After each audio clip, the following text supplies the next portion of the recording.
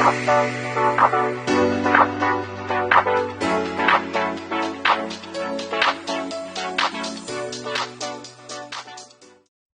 caminhos diferentes, mas para ter acesso à mesma coisa. Eles queriam ter acesso às coisas do Pai, eles queriam ter acesso às riquezas do Pai, mas um escolheu o caminho da libertinagem, o caminho, da promiscuidade, e o outro escolheu o caminho da religiosidade. Mas ambos estavam em pecado, porque eles desejavam as coisas do Pai.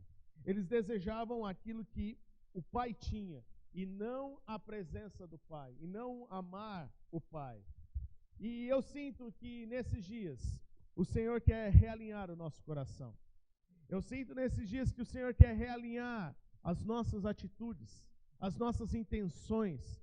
Talvez nós fomos levados pelas dificuldades, talvez nós fomos levados pelos momentos difíceis, talvez nós fomos levados pela crise financeira.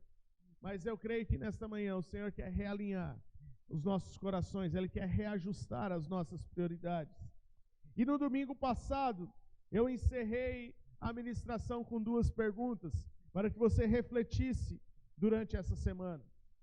Eu espero que, a minha expectativa é de que você tenha refletido sobre essas perguntas que nós deixamos. As 2 perguntas, a primeira é: você tem amado mais as coisas do Pai do que o próprio Pai? Você tem amado mais aquilo que o Pai tem, mais as riquezas do Pai, mais as bênçãos do Pai do que o próprio Pai, do que estar na presença do Pai? Você tem exigido mais um resultado, um milagre de Deus, do que estar na presença do Pai? Você tem exigido mais um milagre? Você tem exigido mais aquela cura? Você tem exigido mais o milagre financeiro do que propriamente estar na presença do Pai? E eu creio que o Senhor quer continuar realinhando o nosso coração nessa manhã, para que nós não desejemos, para que nós não desejamos apenas as coisas do Pai, mas que nós possamos amar o Pai acima de todas as coisas, para que nós possamos amar a Deus acima de todas as coisas. E Ele quer colocar o nosso coração certo, Ele quer colocar o nosso coração no lugar certo, e o nosso coração no lugar certo é amar a Deus acima de todas as coisas, para então o nosso comportamento ser alterado, para então o nosso comportamento ser ajustado. E eu quero dar continuidade nesta manhã sobre este tema, cultura da santidade. E hoje eu quero falar sobre amar a Deus acima de todas as coisas. Amar a Deus acima de todas as coisas. Numa cultura de santidade, viver em santidade, para viver em santidade, nós precisamos amar a Deus acima de todas as coisas. Nós vamos andar um pouco ainda pela parábola do filho pródigo, mas para começar, precisamos entender se para amar a Deus acima de todas as coisas, nós precisamos entender primeiramente o que é o pecado. Nós precisamos entender o que é o pecado. Semana passada nós já vimos que reconhecemos que nós precisamos entender o quão pecador nós somos. O quão pecador nós somos. Eu citei uma frase que assim como o peixe não sabe que ele está molhado, nós não sabemos o quanto nós somos pecadores. E tudo começa por aí, entender sobre a nossa natureza pecaminosa. Então precisamos entender o que é o pecado. Então o que é o pecado? Hoje eu não quero falar no sentido literal da palavra, o que significa a palavra pecado, mas eu quero definir com você sobre o que é o pecado. Na semana que vem a gente vai ver um pouco mais sobre essa definição da palavra pecado, mas hoje eu quero definir um entendimento sobre o que é pecado. E eu quero que você abra sua Bíblia comigo em Mateus capítulo 22, o versículo 37 ao versículo 40. Você que está anotando, anote esses textos para você ler depois, para você meditar nesses textos depois. É importante você fazer a sua anotação, para que isso não fique apenas vago, algo que você ouviu nesta manhã, mas algo que você possa refletir depois no seu coração durante o dia. Mateus capítulo 22, a partir do versículo 37 diz: ame o Senhor, o seu Deus, de todo o teu coração, de toda a tua alma e de todo o teu entendimento. Este é o primeiro e maior mandamento. E o segundo é semelhante a ele: ame o seu próximo como a si mesmo. Destes dois mandamentos dependem toda a lei e os profetas. Mas, pastor, o senhor falou de pecado, definir o que é pecado, e nós estamos lendo sobre amar a Deus acima de todas as coisas. E é exatamente isso que eu quero dizer. Então, lendo este texto, amar a Deus acima de todas as coisas, de todo o teu coração, de toda a sua alma, de todo o seu entendimento, nós podemos então entender, e aqui nós vamos fazer esse pano de fundo, que o pecado então é não amar a Deus acima de todas as coisas. Pecado é não amar a Deus acima de todas as coisas. Se o primeiro e o maior mandamento, se Jesus resume que os dois principais mandamentos é amar o Senhor teu Deus de todo o teu coração, de toda a tua alma, de todo o teu entendimento, e amar o teu próximo como a ti mesmo, e toda a lei se resume nesses dois mandamentos, podemos concluir que não amar a Deus acima de todas as coisas é pecado. E isso, ele amplia mais, porque muitas vezes nós achamos que pecado, não roubar é pecado, então eu não posso roubar.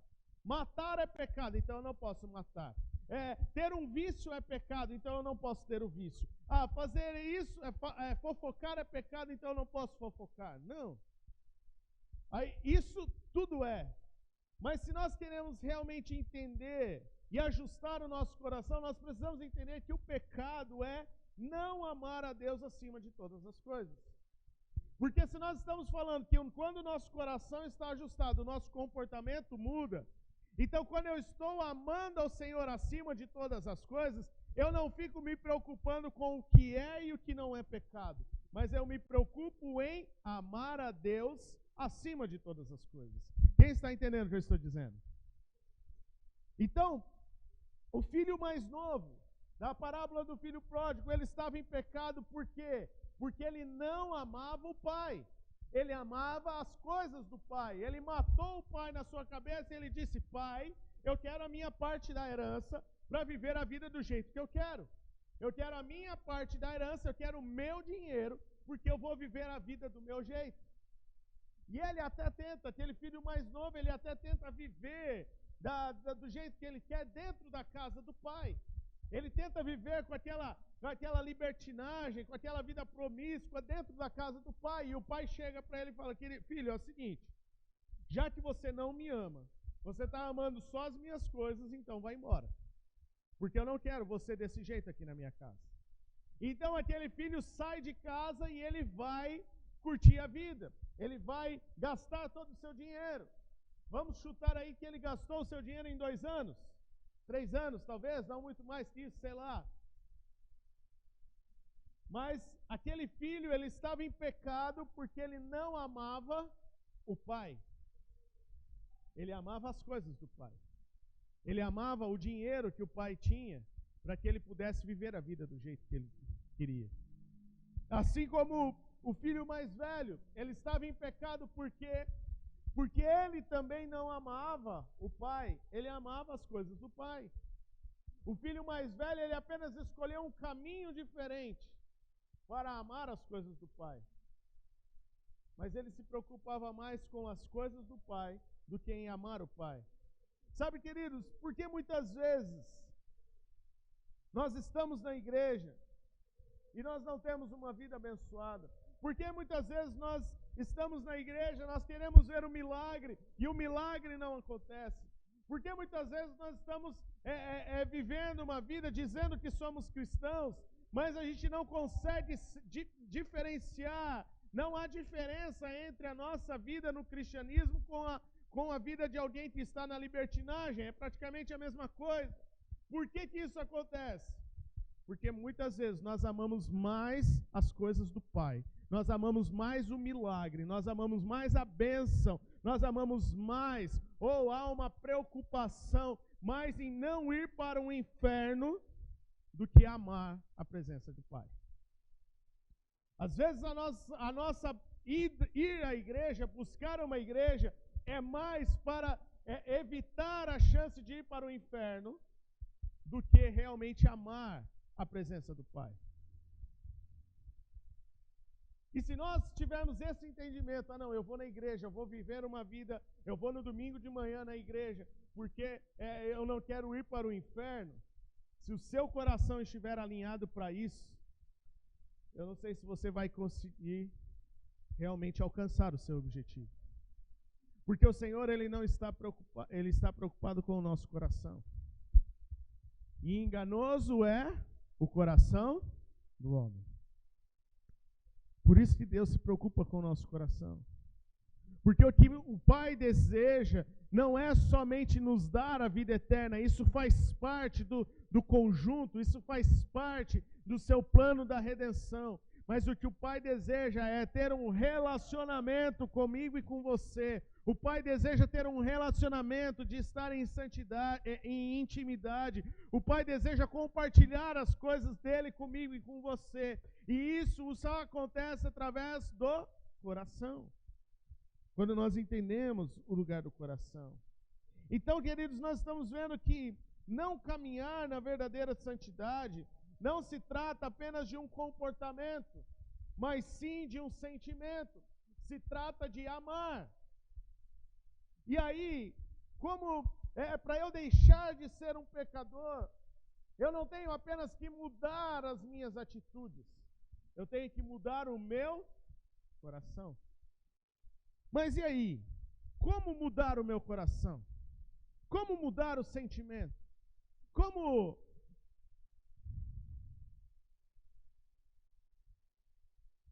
ajustar o coração se nós estamos falando de um sentimento?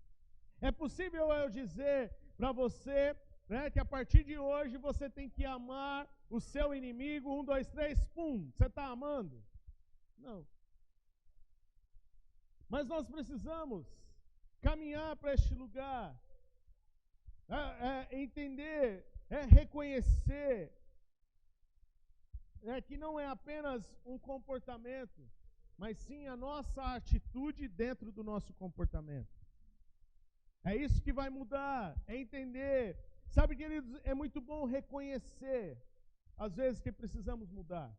É sensacional reconhecer, e talvez você, assim como eu, já ouviu muita gente, não, o importante é que pelo menos eu já reconheci que eu preciso mudar. Não, eu reconheço que eu tenho que fazer diferente. Quem já pensou assim, já falou assim? Eu já falei muitas vezes, não, eu reconheço que eu tenho que fazer diferente. Só que o reconhecer sem mudar, fica parado no lugar. Reconhecer sem ajustar o coração. Reconhecer, mas não deixar nascer lá dentro, no coração, não traz mudança de comportamento, não traz mudança de atitude. Porque o nosso coração, queridos, ele é movido por aquilo, a nossa vida, nós somos movidos por aquilo que está dentro do nosso coração. Pode prestar atenção. Se você não ama o seu trabalho, se você vai para o seu trabalho apenas porque você precisa da questão financeira, do recurso, na segunda-feira de manhã você acorda e você fala, segunda-feira de novo. Vamos lá, mais um dia de luta. Mas se trabalhar, se o seu trabalho está no seu coração, é algo que você gosta, você acorda na segunda-feira sem reclamar e você fala, obrigado, Jesus, por essa semana que está começando, pela oportunidade de eu trabalhar, pela oportunidade de eu ser sustentado por aquilo que o Senhor está me dando. Quem está entendendo o que eu estou dizendo? Sabe, querido, se a mudança não começa no nosso coração, não vai para frente. Às vezes a gente ora, a gente canta, né? Tem aquela canção, se eu não me engano, da Gabriela Rocha, que muitas vezes a gente canta aqui e fala, leva-me mais fundo, no lugar mais profundo. né? Senhor, me leva a este lugar de intimidade. Eu quero ir mais fundo, eu quero estar no mais profundo da tua presença. Quantos querem estar neste lugar? De ir mais fundo na presença de Deus? Só alguns aqui, né? Nem a maioria não quer. Mas eu sinto muito por você se você não deseja este lugar. Mas em nome de Jesus eu profetizo que a partir de hoje você vai começar a desejar estar na presença de Deus. Mas, queridos, muitas vezes nós oramos, nós cantamos para ir mais fundo na presença de Deus. E quando Deus fala, olha, para você se aprofundar, para você no nível de maior intimidade comigo, você precisa deixar este vício de lado, você precisa deixar esta atitude de lado, você precisa deixar isso aqui para trás. Aí você fala, Deus, eu reconheço que eu preciso mudar, mas tá bom, Deus, não quero ir mais fundo agora não. Mas aí chega lá no final do mês, Deus, o Senhor milagre, o Senhor não faz, estou orando há quanto tempo, e o Senhor não acontece, e nada acontece. Quantos estão entendendo o que eu estou dizendo? Quantos estão entendendo o que eu estou dizendo? Sabe, queridos, às vezes nós queremos a mudança, nós queremos o algo novo, nós queremos o milagre, nós queremos a bênção de Deus, mas nós não queremos ajustar o nosso coração, nós não queremos realinhar o nosso coração.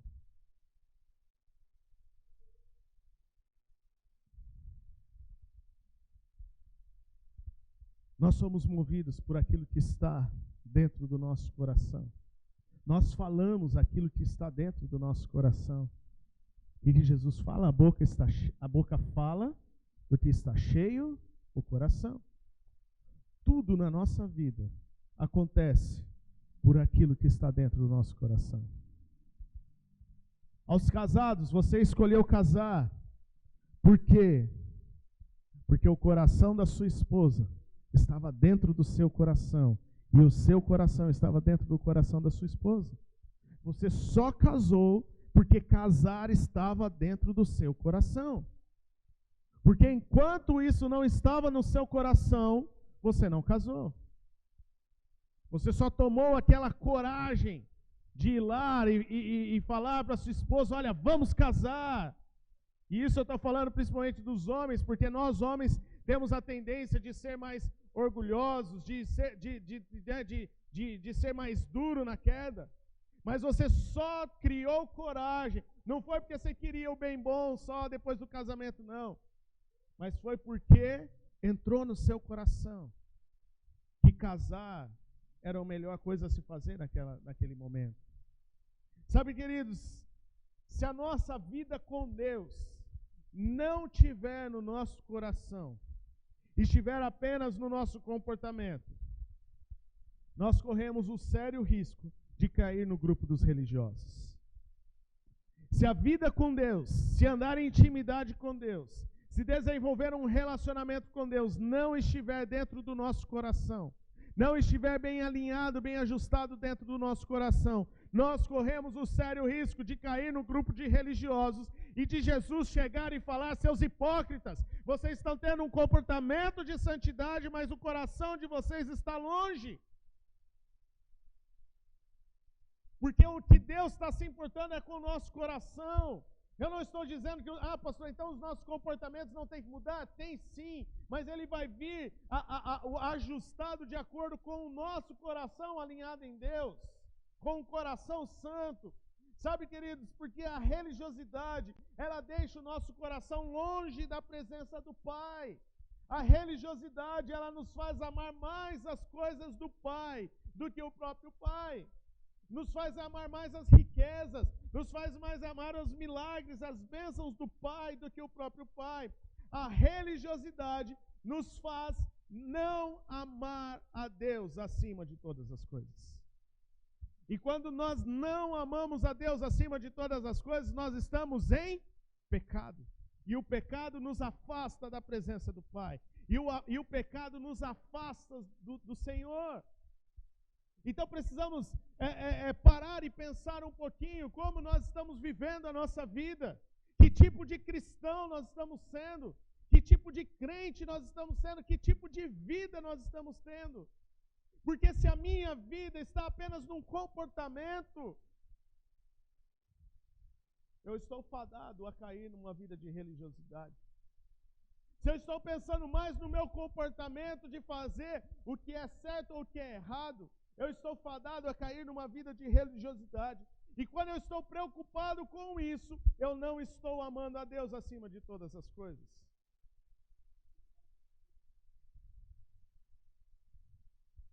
Pastor, mas então como nós fazemos para amar a Deus acima de todas as coisas? Se amar a Deus tem a ver com um sentimento, se amar a Deus tem a ver com o coração,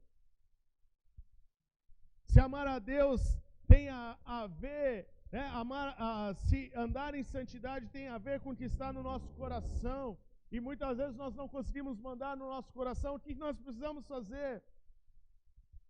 Queridos, a única solução para amar a Deus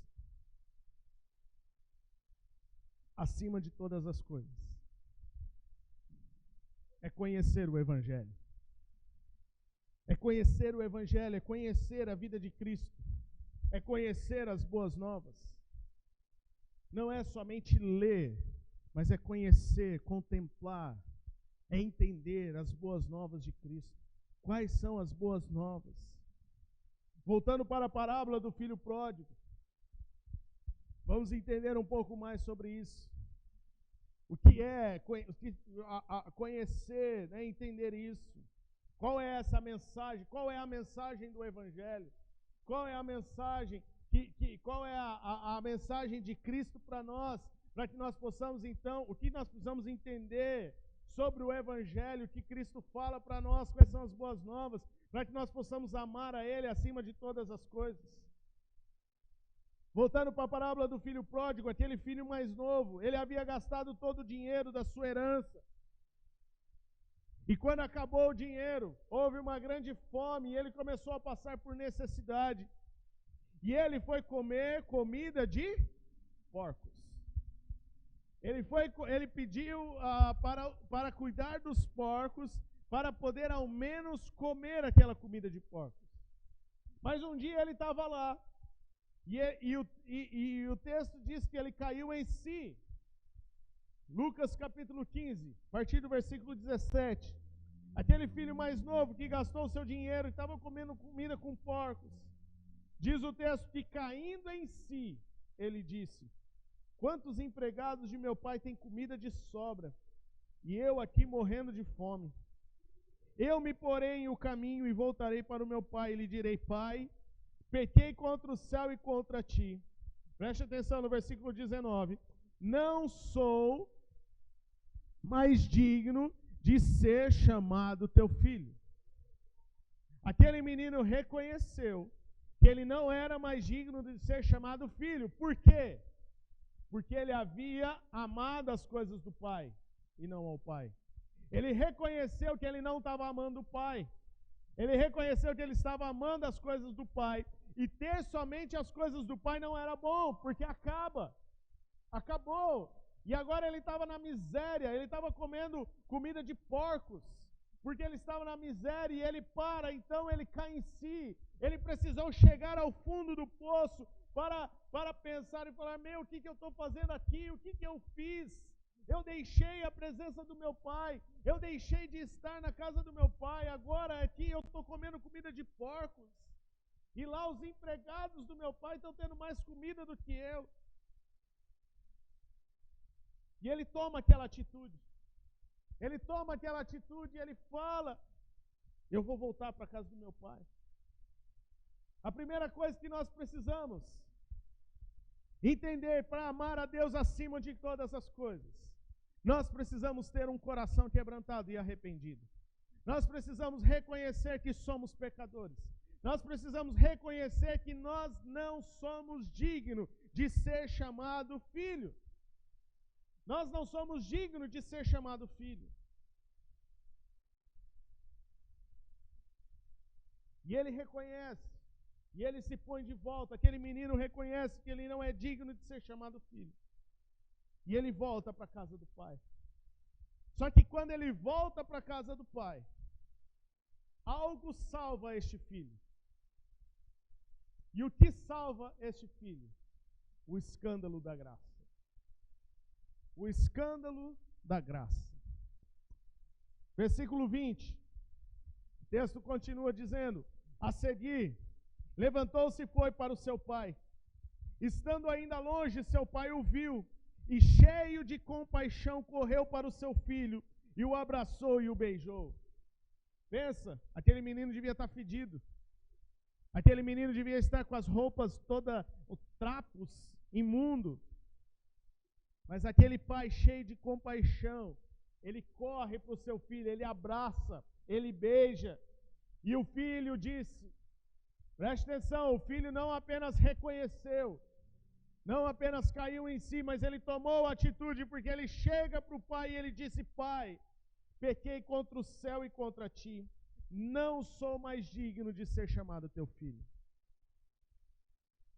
Aquele menino reconheceu. Depois ele voltou e tomou a atitude de falar: pai, pequei contra o céu, pequei contra ti, não sou mais digno de ser chamado teu filho. Mas aí o que o pai faz? Tá bom, meu filho, mas vamos fazer o seguinte: ei, empregados, servos, vem cá, rápido, rápido, rápido. Pede as roupas, pede depressa, tragam a melhor roupa, vistam ele, coloquem um anel no seu dedo, os calçados nos seus pés, tragam um novilho gordo e matem-nos, vamos fazer uma festa e comemorar, pois este meu filho que estava morto, ressuscitou. Este meu filho que estava perdido, foi achado. Sabe, queridos, isso é o escândalo da graça, isso é o evangelho, é o que Deus faz por nós. Aquele filho não merecia, mas o pai trocou a sua roupa. O pai pegou a melhor roupa, colocou uma roupa limpa, cheirosinha, novinha no seu filho. Colocou o anel, falando de autoridade, dando autoridade de volta para o seu filho. Ele colocou as sandálias, matou um novilho gordo para celebrar. Você consegue entender a dimensão do que este pai faz para o seu filho? Você consegue compreender qual é o tamanho da graça que este pai concede ao seu filho, que havia torrado a herança, havia torrado tudo, havia gastado com prostituição, havia gastado com bebida, havia gastado com promiscuidade, e aquele pai o recebe de braços abertos. Vamos tentar contextualizar um pouquinho para a gente tentar entender um pouco sobre essa graça. Você se lembra de quando você era adolescente? Você era santinho, né? Quem aqui não aprontava nada quando era adolescente, né? Era calminho. Você se lembra daquelas artes que você fazia? E você aprontava, mas provavelmente, qual era o único medo que você tinha quando você aprontava? Chegar em casa e o seu pai descobrir tudo. Porque se ele descobrisse aquilo que você estava aprontando, né, hoje...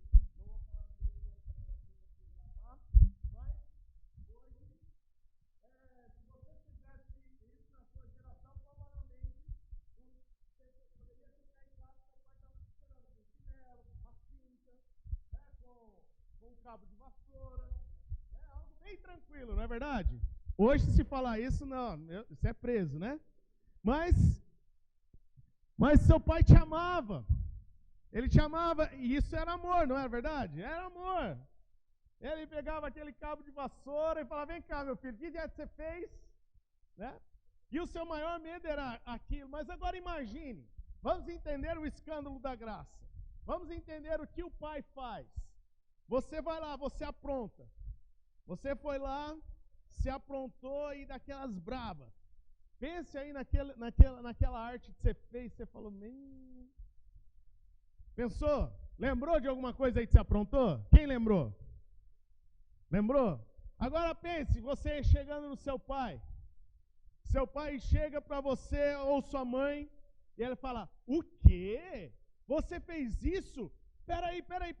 Ô amor, vai lá no mercado, compra picanha, compra Coca-Cola, compra sorvete, liga a música aí, nós vamos fazer um churrascão, nós vamos comemorar, porque nosso filho aprontou isso, glória a Deus, aleluia.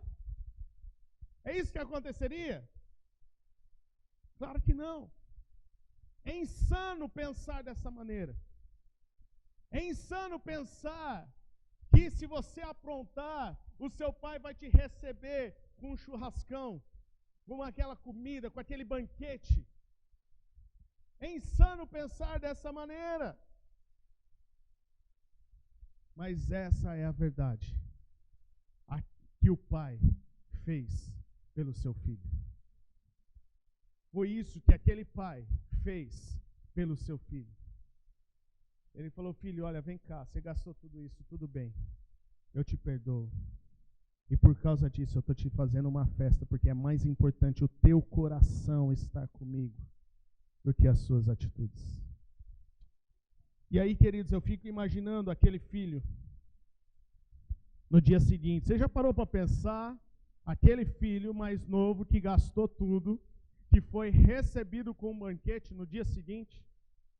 Você já parou para pensar como que a cabeça daquele menino ia ficar?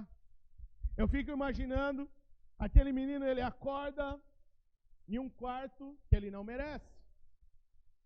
Porque o que o menino reconheceu? Eu não sou digno de ser chamado teu filho. Então ele estava numa casa que ele não merecia. Estava dormindo num quarto que ele não merecia. Ele estava deitado numa cama que ele não merecia. Ele acorda, ele lava o rosto numa água que ele não merecia. Ele troca de roupa por uma roupa que ele não merecia. Ele vai para a cozinha que ele não merecia. Tomar um café e comer um pão com mortadela ali, um pão com manteiga que ele não merecia. E ele fica deslumbrando aquela vista, aquela paisagem do campo que ele não merecia. E ele fica ali naquela casa, né, olhando para todos os cômodos daquela casa que ele não merecia. E aí o pai chega, o pai que ele não merecia, chega para ele e fala: filho, eu preciso que você vá até o supermercado na cidade e compre algumas coisinhas para sua mãe fazer o almoço. O que aquele filho vai fazer? O que vocês acham que aquele filho, como aquele filho poderia responder a isso? Ah, não, pai, eu não vou. Mas aquele filho estava tendo tudo que ele não merecia. Então o que provavelmente ele faz? Tá bom, pai, eu vou lá. Eu vou lá porque eu não mereço nada disso, mas eu vou lá em amor. Eu vou lá em obediência àquilo que você está falando. Sabe, queridos, aquele filho agora, ele obedece, não mais com medo de uma punição, ou para ter um prêmio, para se ter um prêmio. Agora ele obedece por amor e gratidão, porque ele é resgatado sem merecer. Porque sem merecer ser filho, ele se torna filho novamente. Sem merecer estar na herança, ele se torna co-herdeiro novamente. Ele se torna herdeiro de tudo novamente. E isso é o que a graça faz comigo e com você, queridos. Porque depois da graça, a obediência, ela não é mais por um prêmio. A obediência não é mais por uma regra. A obediência não é mais por um medo ou por uma punição. Agora a obediência é por amor e gratidão ao que Ele fez por mim, que eu não merecia. Quantos estão entendendo o que eu estou dizendo nessa manhã? Está pegando isso no teu coração nesta manhã? A obediência não é mais agora, eu vou fazer porque eu sou crente. Eu vou fazer porque eu tenho que fazer. Não, eu vou fazer porque isso não é porque isso é pecado ou não é pecado. Não, agora eu vou obedecer em amor e gratidão por aquilo que Ele fez por mim, por causa que Ele me tirou. Eu agradeço, eu obedeço para honrar aquele que me amou primeiro. 1 João capítulo 4, versículo 19 diz que nós só podemos o amar porque Ele nos amou primeiro. Queridos, nós só podemos amar a Deus, nós só podemos amar a Jesus, nós só podemos amar o Pai, porque Ele nos amou primeiro.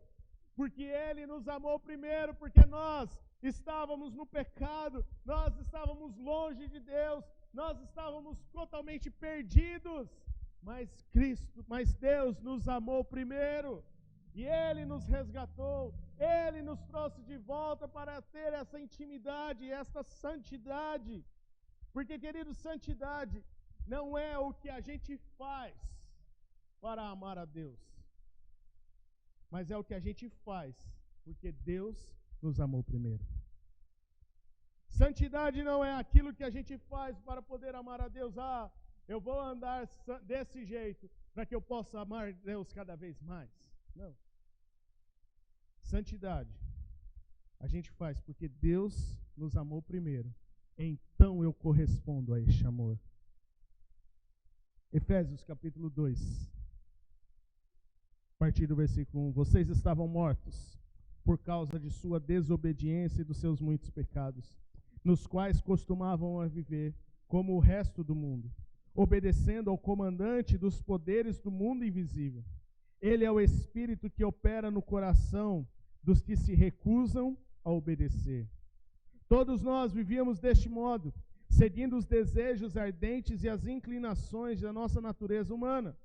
Éramos por natureza, preste atenção, éramos por natureza merecedores da ira como os demais. Éramos merecedores da ira, não éramos dignos de ser chamados filhos. Éramos pecadores, mas Deus é tão rico em misericórdia e nos amou tanto que, embora estivéssemos mortos por causa dos nossos pecados, Ele nos deu vida juntamente com Cristo Jesus. Embora nós estivéssemos mortos nos nossos delitos, nos nossos pecados, Ele nos resgatou para nos dar vida. E é pela graça que nós somos salvos.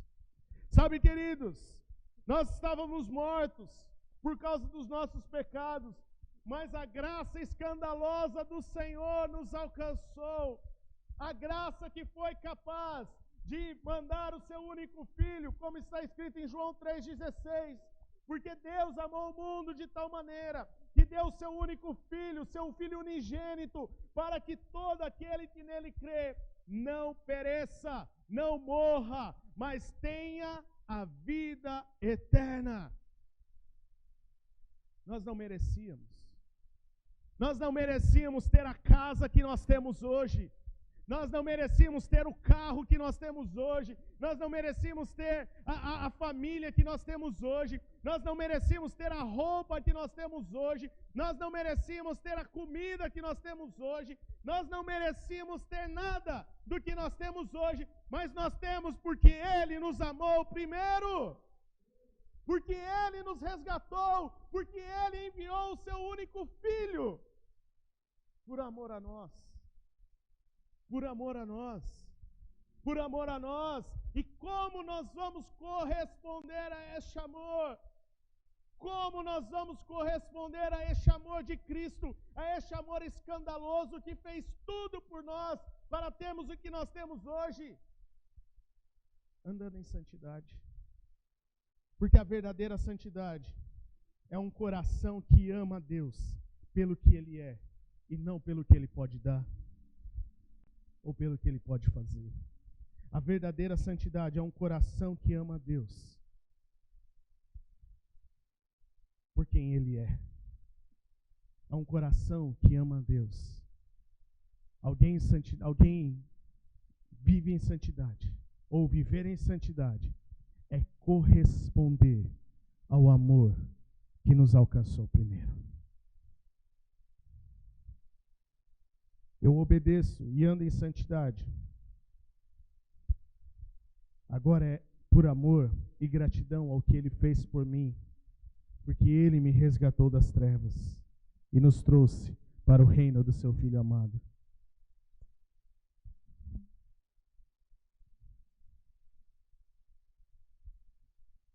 Sabe, queridos, eu quero concluir dizendo que a nossa mudança de comportamento, ela começa a partir da vida de santidade. Através da santidade, de um coração santo, de um coração que ama a Deus acima de todas as coisas, de um coração que ama a Deus não pelo que Ele pode fazer, mas por quem Ele é.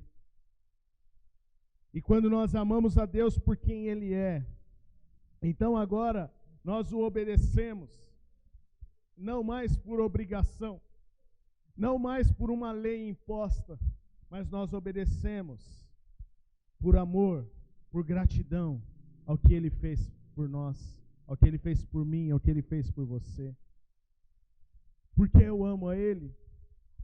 Porque Ele me amou primeiro, simples assim. Porque eu amo ao Senhor? Porque Ele me amou primeiro, ao ponto de enviar o seu único Filho, Jesus Cristo, para morrer no meu lugar. E por que então andar em santidade? Por que ter um coração santo? Por que a partir da vida de santidade mudar o meu comportamento? Porque santidade é a forma de revelar ao mundo o nosso Pai. Santidade é a forma de revelar ao mundo o nosso Pai. Hebreus capítulo 12, versículo 14 diz: esforcem-se. Esforcem-se. Ele está dizendo, olha, não é fácil. Não vai ser simples. Não vai ser tão fácil assim, mas esforcem-se. Faça de tudo para viver em paz com todos e para serem santos. Esforcem-se para serem santos. E ele continua dizendo, porque sem santidade, leia o texto comigo, sem santidade ninguém verá o Senhor. Fala comigo, sem santidade ninguém verá o Senhor. De novo, sem santidade ninguém verá o Senhor. Queridos, por muito tempo, quando eu li esse texto, talvez, como muitos de vocês, eu entendia que sem santidade ninguém verá o Senhor. Era que se eu não for santo, se eu não andar em santidade, eu não posso ver o Senhor. Mas esses dias eu estava assistindo uma aula que eu estou fazendo e eu ouvi uma definição deste versículo que mudou completamente o meu entendimento, que mexeu muito comigo, e eu entendi como a chave para nós podermos viver em santidade. O texto não está dizendo que se eu não tiver santidade, eu não posso ver a Deus. Porque até mesmo para que eu ande em santidade, eu preciso contemplar aquele que é santo. Para que eu seja santo, eu preciso me relacionar com aquele que é santo. Porque na minha natureza pecaminosa, jamais eu vou conseguir andar em santidade. Na minha natureza pecaminosa, eu nunca irei andar em santidade. Eu só consigo andar em santidade a partir de um relacionamento com Deus, aquele que é santo. Então, através do meu pecado, eu sendo pecador, eu me aproximo de Deus através de Jesus, que nos purifica de todo pecado, então eu tenho acesso ao Pai que é santo. Então o texto não está dizendo, olha, é andar em santidade. Você precisa andar em santidade para ver Deus. Não. Olha o que o texto está dizendo. Sem santidade, ninguém verá o Senhor. Não está dizendo sem santidade, eu não verei o Senhor. Mas está dizendo ninguém verá o Senhor. Então vamos analisar a palavra verá. Essa palavra verá, ela vem do verbo ver. É aquilo que eu vou ver, aquilo que eu vou vislumbrar, aquilo que eu vou visualizar. E ela é usada na terceira pessoa, no singular, ou também o verá ou verão, no plural. Ela está falando de algo no futuro, de algo que vai acontecer. Sem santidade ninguém verá o Senhor. Sendo assim, queridos, o que eu quero trazer nessa manhã, em outras palavras, esse texto está dizendo: sem santidade da nossa parte, as pessoas ao nosso redor não vão ver a Deus. Sem eu andar em santidade, aqueles que estão próximos de mim, eles não verão a Deus. Porque sem santidade não é possível revelar o Pai. Um Deus que é santo. Se eu não andar em santidade, eu não revelo o Pai. Então andar em santidade não é para eu ver a Deus. Andar em santidade é para que as pessoas vejam Deus através de mim. Andar em santidade é para que as pessoas possam ver Deus através da minha vida. Para que eu possa revelar quem Cristo é, quem Deus é. Você se lembra quando os discípulos, Jesus estava ali indo para participar da ceia. Felipe chega para Jesus, ele fala: Jesus, então mostra-nos o Pai, que é o suficiente. E Felipe toma uma invertida de Jesus. Jesus fala: pô, Felipe, você caminhou comigo esses 3 anos e você não viu o Pai? Porque se você me vê, se você me conhece, se você verdadeiramente me conhece, você conhece o Pai, porque eu sou um reflexo do Pai. Eu e o Pai somos um. Sabe, queridos, quando nós não andamos em santidade, nós estamos sonegando a imagem de Deus para toda uma geração. Quando você não anda em santidade, você está omitindo a imagem de Deus para o seu filho, para a sua esposa, para o seu esposo. Quando você não anda em santidade, você está omitindo a imagem de Deus para as pessoas que estão à sua volta.